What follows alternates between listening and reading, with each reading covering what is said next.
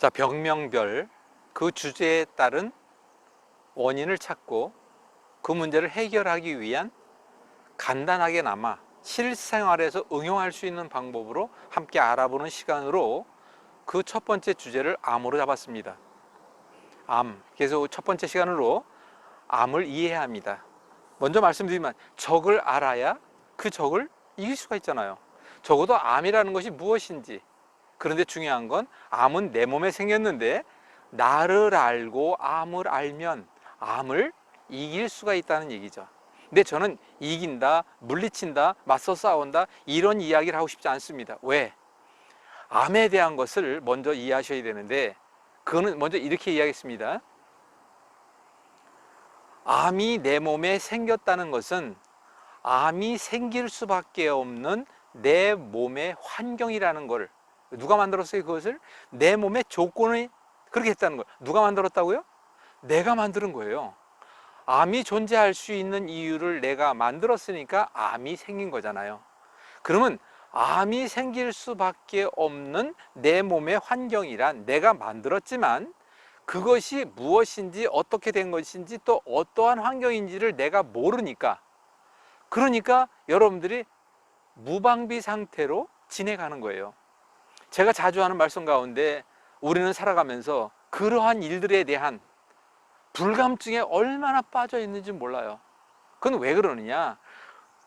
우리가 조금은 힘들더라도 조금은 어렵더라도 조금은 귀찮더라도 우리가 인내해야 될 게 있고 절제해야 될 게 있는데 사람들이 그런 것을 잘 안 하려고 합니다. 그러다 보니까 결국은 그 함정에 빠져가지고 결국은 내 몸이 망가져가는 것을 모르게 되는데 우리 몸 하루아침에 절대 그렇지 않습니다. 암이라는 거요?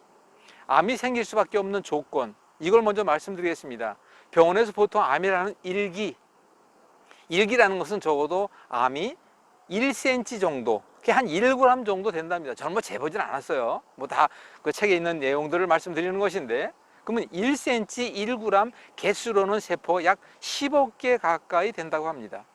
그러면 병원에서 의사들이 발표한 예를 보게 되면 1기라는 그 시점까지의 우리 몸에 한 개의 암세포가 2배 분열 방식에 의해서 늘어납니다.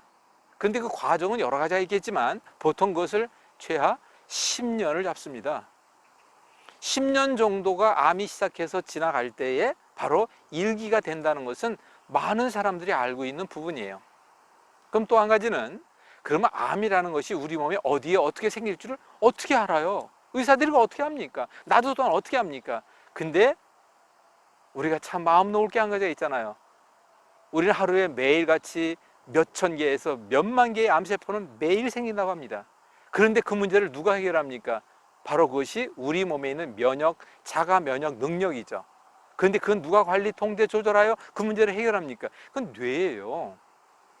그래서 결국은 뇌의 능력을 극대화, 뇌의 능력을 활성화, 그건 앞부분에서 이미 이론편에 다 말씀드렸잖아요. 그럼 우리는 어떻게 풀어가야 할까요? 그럼 이 시간에 우선 이렇게 한번 짧게 생각합시다. 암이 좋아하는 건 과연 무엇일까? 내가 만든 것 가운데 내 몸을 너무 차게 했다는 거예요. 암은 35도를 좋아한다 합니다. 온도로 얘기할까요? 우리가 36도 5분라는 37도라는 온도가 돼야 되는데 내가 지금 36도 5분가 안 되는데 1도만 올린다. 면역력 5배에서 20배 높아진다고 합니다. 그런데 만약에 내 체온이 1도가 낮아진다. 내 몸의 모든 원기와 저항 면역력이 얼마나 떨어지는지는 상상할 수가 없는데 그 가운데 하나 바로 암세포라는 것이 그렇게 온다는 것이죠. 암이 존재할 수 있는 것 가운데 하나, 예를 들어서 우리 몸에 있는 모든 조직이라는 구분별로 되어 있습니다. 간, 위, 대장, 심장, 비장 다 조직 나름대로 하나의 집이에요. 근데 어떤 사람은 간암이 오고 어떤 사람은 위암이 되고 어떤 사람은 대장암이 되고 어떤 사람은 자궁, 유방암, 갑상선암이 된다는 이유는 무엇일까요? 바로 그 부분에 암을 이길 수 없는, 즉 면역력이 떨어졌다는 것은, 즉 암이라는 것은 대표적인 저면역 질환입니다. 우리 몸에는 과면역 질환이 있고 저면역 질환이 있는데 과면역 질환은 류마티즘에 대한 건 다음에 알아보도록 하고요. 저면역 질환 가운데 가장 대표적인 것이 바로 암입니다. 그럼 쉽게 생각합시다. 차가우니까 왔잖아요. 따뜻하게 합시다. 그러면 면역이 떨어져서 왔잖아요. 면역을 높이면 될 거 아니에요. 근데 면역을 어떻게 높이냐고요? 제가 기본 편에 수없이 말씀드리고 지나간 것이 바로 그 면역력을 높여주자라는 내용이었습니다. 그럼 바로 뭘까요? 잘 먹고 잘 자고 잘 싸고 마음 편히 몸 따뜻하게, 그 얘기했지 않습니까? 그럼 우리가 어떻게 해야 될까요? 그걸 실천하지 않으니까 문제가 되는데, 그럼 어떻게 하냐고요? 말씀 또 드렸잖아요. 어떻게 합니까? 실생활 응용 생활건강 337 정법 안에 그 모든 내용은 다 들어 있습니다. 그럼 제가 여러분들에게 분명히 말씀을 드립니다. 35도를 좋아하는 암은 네옵트린 단백질이라는 게 있습니다. 자기를 방어하는, 참 그놈이 얼마나 영특한지, 참 저도 그 양의학에서 발표한 내용들을 쭉 책을 보면서 제가 놀랐다니까요. 그 암이 얼마나 영특한지 자기를 보호합니다. 그리고 다른 정상세포에 있는 걸 다 빨아먹어요. 기하급수적으로 암세포가 늘어나게 만듭니다. 그 우리 몸에는 전국 도로망이 되어 있듯이 우리 몸에 도로망이 있는데 그 길을 통해서 전신으로 암세포가 퍼지는 길이 몇 가지가 있지만 금방 퍼집니다. 근데 중요한 것은 이것만 생각합시다. 우리 몸에 암세포가 어디에 어떻게 생긴지 모르지만 매일같이 우리 두뇌의 능력은 그 암세포를 잡아버립니다. 어떻게 잡아버리냐고요? 우리 몸에는 NK세포 등 철저하게 그런 부분을 쫓아다니면서 잡아버리는 거 있는데, 그거는 명령에 의해서 움직입니다. 그 명령은 누가 하느냐? 그게 바로 뇌가 하는 거예요. 그런 것을 우리가 함께 알고 넘어가야 한다는 것입니다. 자, 온도 35도를 암세포는 좋아한다면 잊지 맙시다.